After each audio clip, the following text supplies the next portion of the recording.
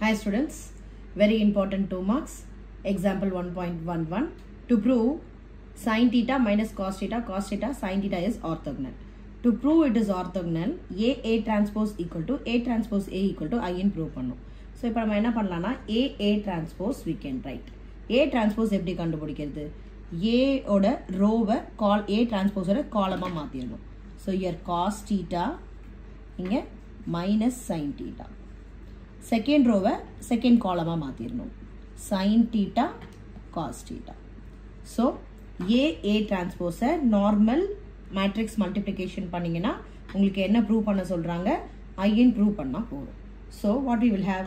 First row into first column. Cos theta into cos theta cos square theta.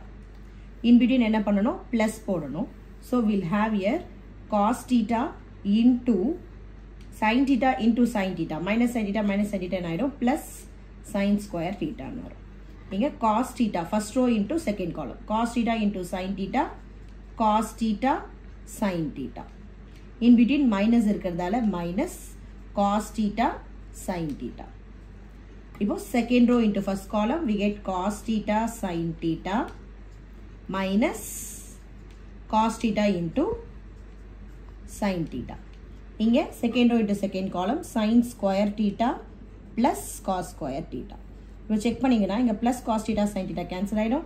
இங்க plus cos theta sin theta cancel ஆயிடும். அப்போ cos square theta plus sin square theta ஓட value வந்து identity 1. So we'll write here 1. இங்க எல்லாம் cancel ஆனதால 0. இங்க எல்லாம் cancel ஆனதால 0. இங்க 1. So we get identity matrix. இது மாதிரி similarly you can prove A transpose A. இதை multiply பண்ணாலும் உங்களுக்கு என்ன வரும்? Identity. So, A transpose equal to A transpose A equal to I. Therefore, it is orthogonal. Thank you, students.